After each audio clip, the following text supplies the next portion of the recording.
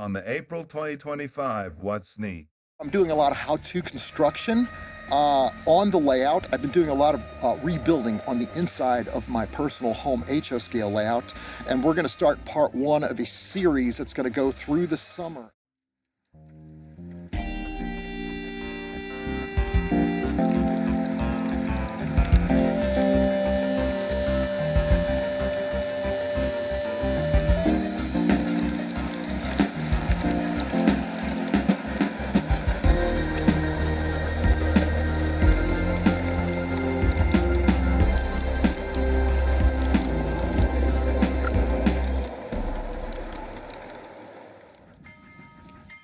The What's Neat show is sponsored by Lombard Hobbies, your value hobby shop for over 40 years of modelers helping modelers. Big inventory, value pricing, fast shipping, and great service. And by Broadway Limited Imports, the cutting-edge leader in model trains. Check out their website at broadway-limited.com. And by Bachmann Trains. Now that's the way to run a railroad. Check out their website at bachmanntrains.com. And thank you for helping us support the best hobby in the world. This is What's Neat for April 2025. I'm your host, Ken Patterson, and I'm happy to report that spring has arrived. It's a beautiful thing.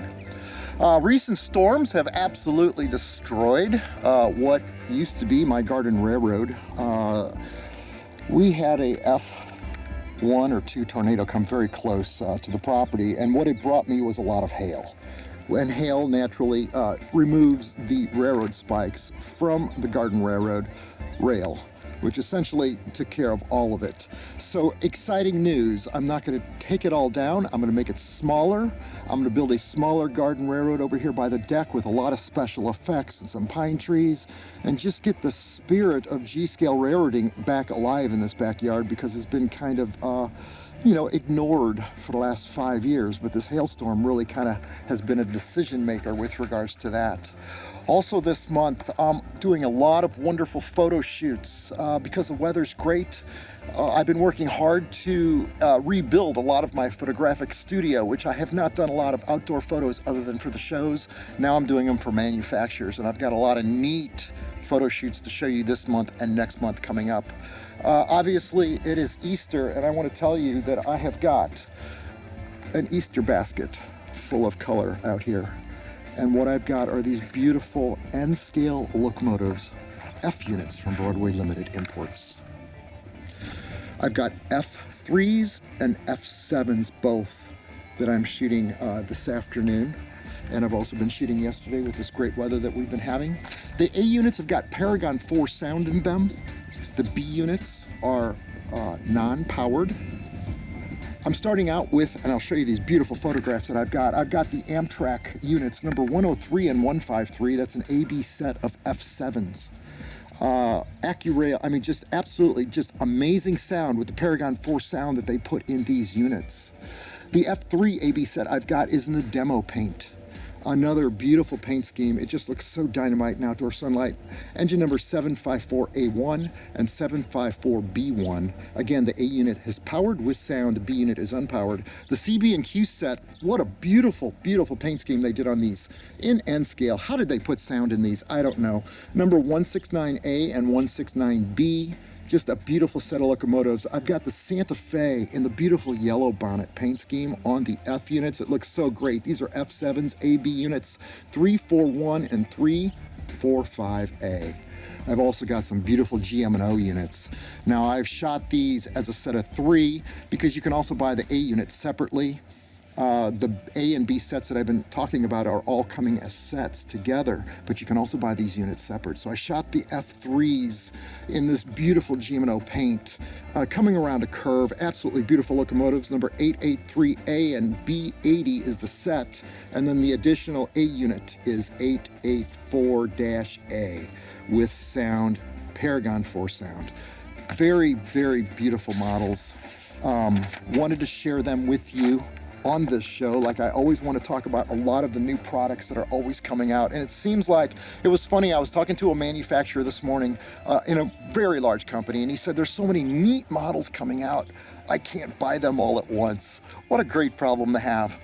Also this month in the video, I'm doing a lot of how-to construction on the layout. I've been doing a lot of rebuilding on the inside of my personal home HO scale layout, and we're gonna start part one of a series that's gonna go through the summer as I'm working and building and striving to make that layout so much more better functional. Now that I've had it for so long, I know the changes I'd like to make. Be sure to check out the What's Neat This Week video podcast that we shoot down here every Saturday night, keeping you updated on what's new in the hobby with special guests, a lot of special new products. It's just a great way to spend time with us. It's just like hobby shop banter in this, the best hobby in the world. And so with that, let's continue on with the rest of this What's Neat. I want to show you two more photo shoots that I'm doing today because I've got some really special models that you're going to want to see, and then we're going to get on with the construction segment on this video, and that's that. So let's see what happens next. Same day as where we started this morning shooting N-scale models. I've got some amazing HO scale models that I want to share with you today. I want to start with two beautiful little gems that I'm shooting from Bachmann Industries. I've got both USRA locomotives, the 282 Mikado, and I've got the 462 Light Pacific. And I've shot photographs of each one of these models in outdoor sunlight, and I mean to tell you, these are little gems. This is just sweet. They had 641 of the 282s owned by the various different railroads. And these models are at home on any layout. The two models that I've got are DCC ready, so I've just got to plug a plug into them and I can get them to run, or I could put a Blue Nami plug in them and have beautiful sound. But I wanted to share these with you, all of their photography. Outdoor of the Baltimore and Ohio, number 5223, just looks amazing. And the same here for this beautiful Southern 494. Just a sweet, perfect representation of that locomotive. Also now, from Broadway Limited Imports, these are the long-awaited and anticipated, check this out, the Union Pacific business cars. The Kennefic. I've got two of them here today. The one that's got the herald on the back for the George Bush funeral train. And I've got another one that's got the Union Pacific herald on the rear. Now I photographed both of these and I wanted to set up something really neat with the big boy as a background. But these cars are just gorgeous. The roof detail just struck me when I first opened them up and took them out of the box. I mean, tell me that doesn't look like some of the brass representations that we've seen in the past, and on a car like that would be well over $1,000 model. Just absolutely exquisite. Now, in addition to shooting these outdoors, I also wanted to shoot them inside because they've got special lighting effects which you can operate using a magnet. I've got to cut into the video right here. I think we alluded to the fact that the passenger car lights up by waving a wand or a magnet over it. There's nothing further from the truth from that. Let me show you something beautiful here. I'm getting ready to shoot some nighttime photography of this model. And I read the instructions. It comes with them.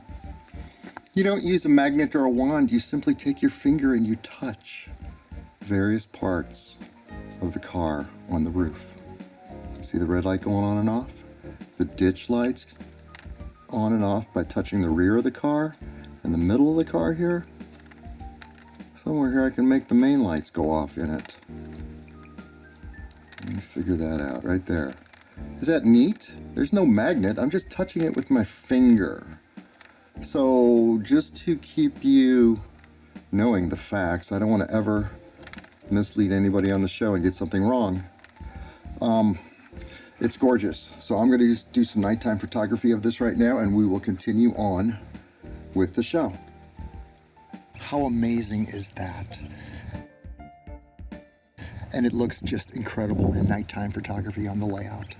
So this is what's neat. I got to tell you, this is what's neat this week on the What's Neat show here for Model Railroad Hobbyist magazine. It's such a joy that the weather's getting nice and being able to come out here now and do just fun photo shoots and make these models look exquisite and really great.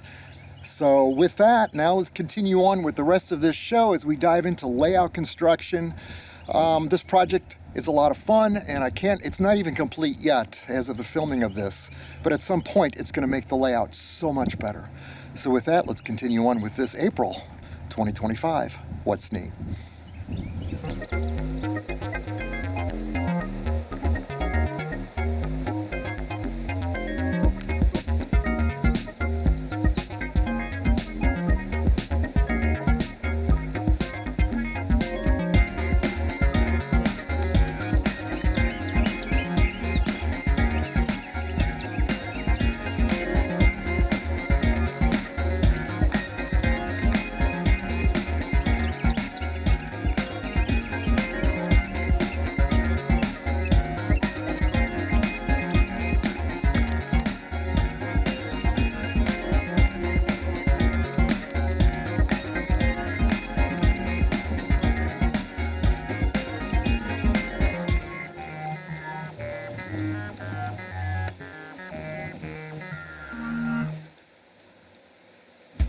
For this segment of What's Neat, I am starting to work on the corner over here of the layout.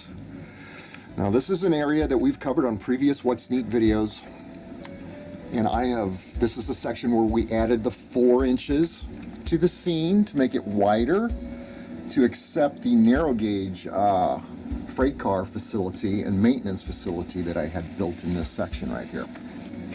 So I've had so many different ideas on it that I think it's best to go ahead and just start doing something before my ideas continue to change or nothing's ever going to get done. I don't know if you've ever been there before, but that's where I'm at on this.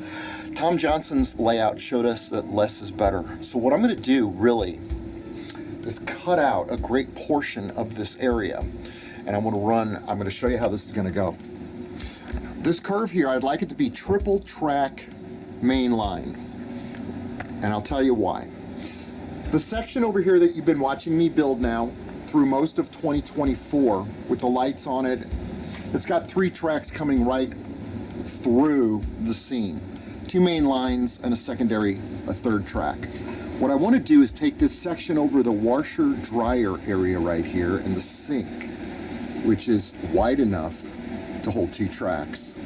It's built on a metal stud, which is how I love building things, because I can get a long reach without any sag like you would with wood.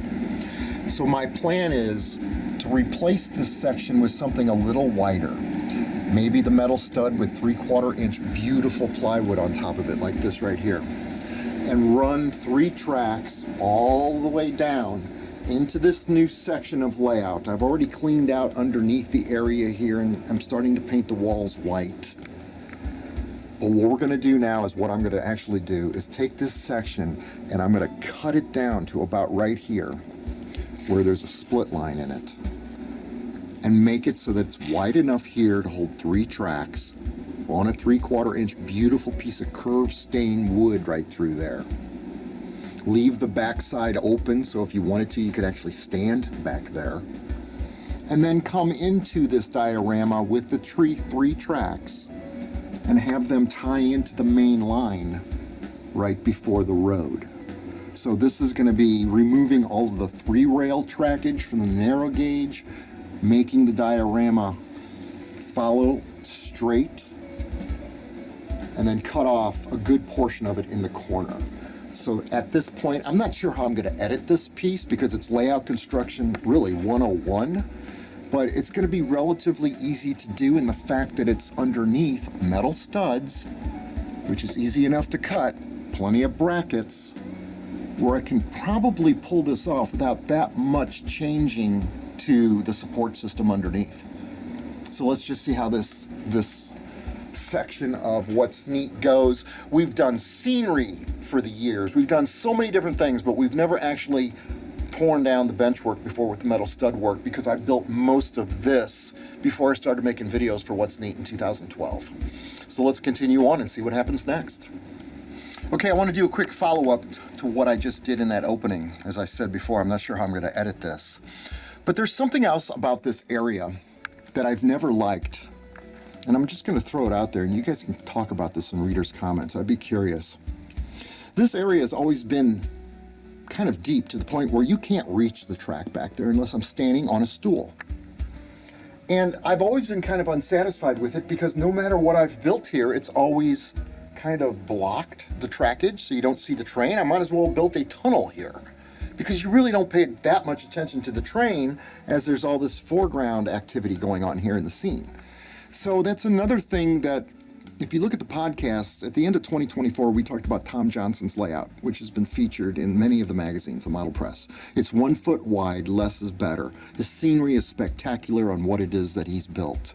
And I like that idea, and it's part of my philosophy for cutting this down, making less is better, so to speak, so I can get closer up to the trains, walk back there, make this area just a little bit more functional now that I'm not utilizing it with train drawers underneath. I'm going to instead, I think, store scenery products underneath there.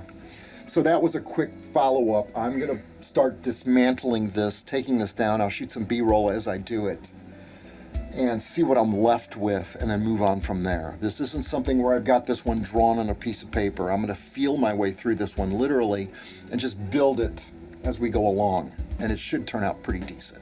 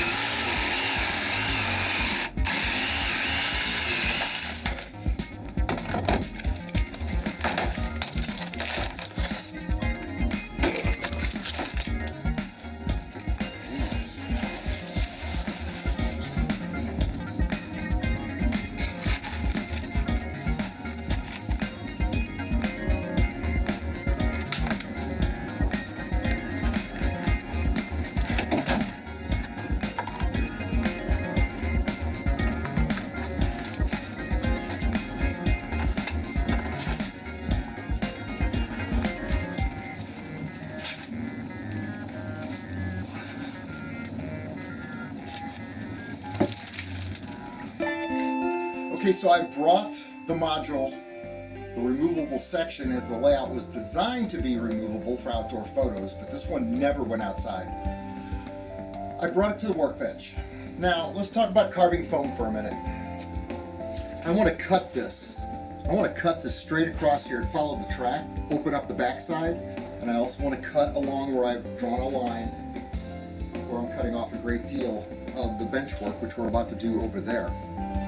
Then this will fit in place. I can then trace the plywood top, how to cut that to fit this for now.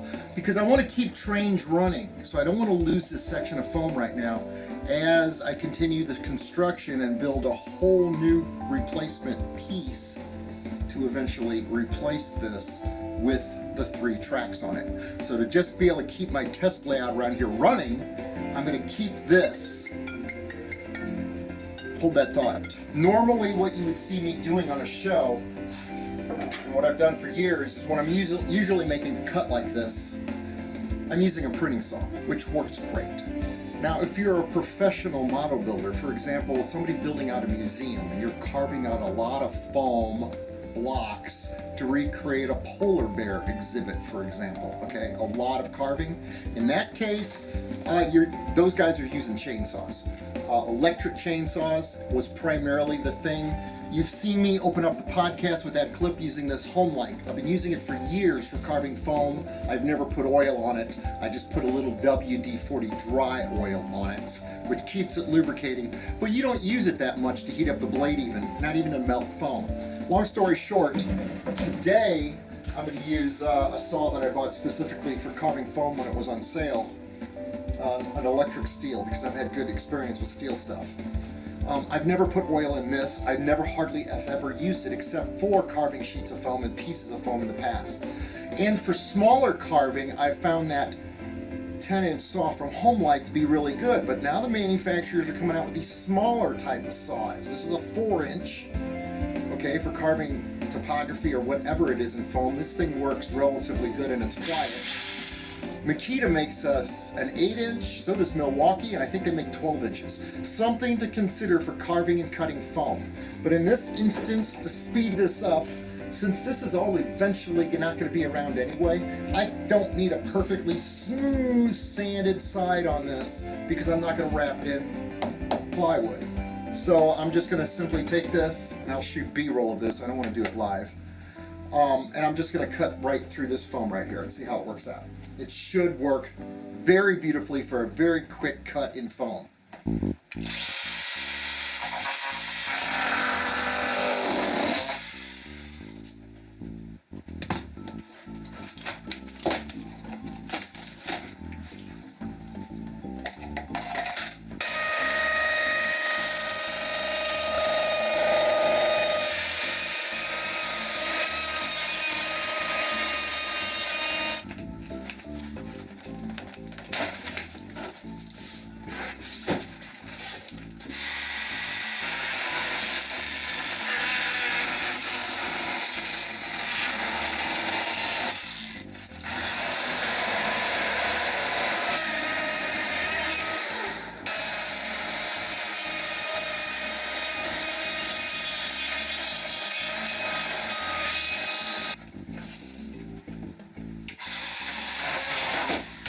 Just like that.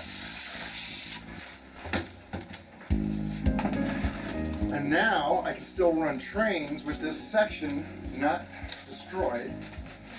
I'll put it back in place. I'm going to go over there and work on the tabletop next and cut out the metal studs. But this is essentially what I'm looking at for size now. It's just the right amount of scenery to trick out and detail.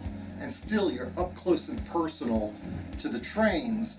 And being that this is going to be a triple track main line all throughout this thing, I'm still coming in here 1 or 2, maybe 4 or 5 more inches on the inside here of this track. So this is not cut to the exact dimensions of what I'm going to do over there, but again, I want the trains to still run while I'm working on the project.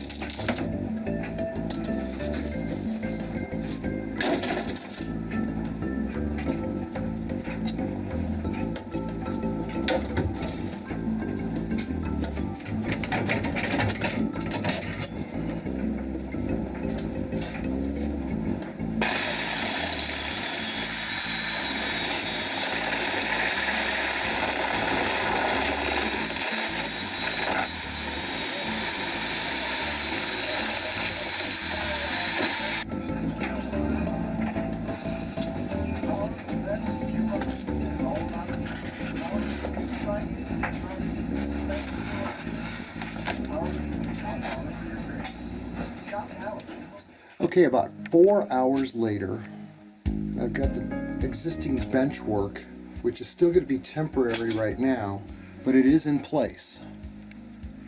And everything's clean, the walls are clean, all the mess that I made ripping up the segment has been cleaned up.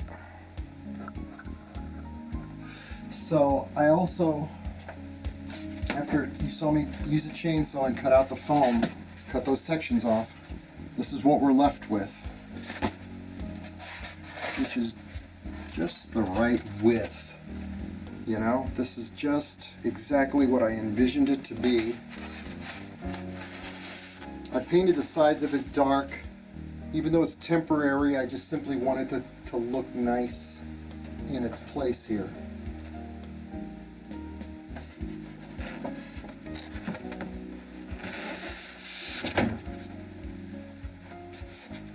And it fits. Really just, all the rails match up. I will have to do a little shimming between the existing metal stud here to raise it up about 1/2 inch. I've got a couple pieces of plywood and some playing cards and some 1/16 inch plywood to work with here for shims. And again, this will be temporary in spot. I can still run trains. Now it's going to give me an idea, now that this is all built like this, how do I want to actually make this work? Do I want to have a scenic area here? Or do I want it to simply be a 3/4 inch piece of beautiful stained plywood with track laid on top of it, the 3 main lines that'll be coming through here, and then enter into the diorama? So, and to be honest with you, the way this looks, I like it scenic. 12 inches wide. And what an interesting perspective to be able to stand back here and realize that your main lines aren't as straight as you thought that they were. But yeah, this is going to work. This is kind of neat. There's plenty of room underneath to put scenery products and shelves and other storage space. And this is very easily accessible. So the next part of this project will be to rebuild the area over the washer, dryer, and sink. Make it 3 tracks coming off of the diorama that I've already shown you at the beginning of this quick video, and have some sort of a surface supporting the track work through this area, 3 tracks into that diorama. Not sure how I'm going to do it, but a couple of weeks of thinking and drawings and just different ideas, and I'm sure we're going to see how this turns out. All of the products seen on this episode of What's Neat are available from Lombard Hobbies in Lombard, Illinois, or order online at lombardhobby.com. And by Broadway Limited Imports, the cutting-edge leader in model trains. Check out their website at broadway-limited.com. Bachmann Trains. Now that's the way to run a railroad. Check out their website at bachmanntrains.com.